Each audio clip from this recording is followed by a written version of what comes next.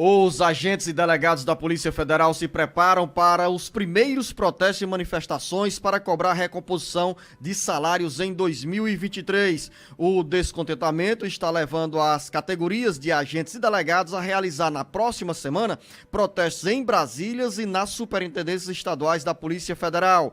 Mais informações com o repórter Sátrio Salles. Lideranças dos delegados e agentes da Polícia Federal dão sinais de descontentamento com a falta de uma proposta de reajuste salarial por parte do governo do presidente Lula. O silêncio sobre o assunto está levando os policiais a abrirem o debate interno sobre protestos e paralisações em todos os estados.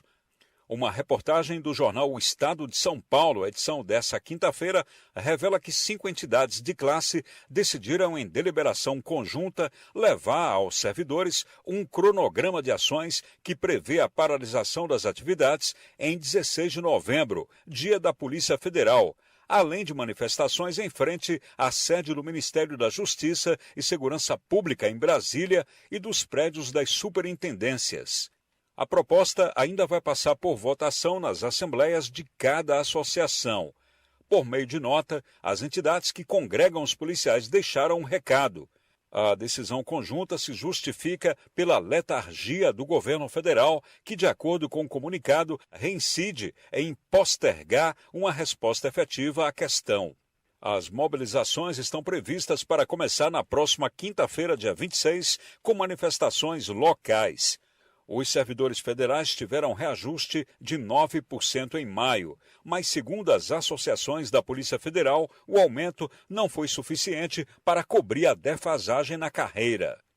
Com informações dos bastidores políticos, Carlos Alberto. Pois é, jornalista Beto Almeida, eis aí o Carlos Alberto, porque no início dessa reportagem eu chamei o Sátrio Salles. Mas quanto a essa mobilização dos agentes e delegados da Polícia Federal, é um recado, Beto Almeida, para quem precisa de alguns serviços prestados pela Polícia Federal, como, por exemplo, a emissão de documentos, especialmente para quem prepara aquela viagem de final de ano para o exterior. E aí, Luciano, tem um detalhe, o pessoal, as entidades de classe que representam aí os policiais federais, eles ficaram, na realidade, indignados com o governo do presidente Lula, porque chegaram, inclusive, a soltar uma nota esta semana, exatamente na quarta-feira, após o cancelamento de uma reunião que era para tratar exatamente do reajuste salarial deles. Então, eles soltaram esse documento com delegados assinando, peritos, agentes, servidores administrativos da Polícia Federal, falando em indignação com a postura morosa e com a letargia do governo federal na discussão sobre a reestruturação salarial dos policiais e questionaram, inclusive,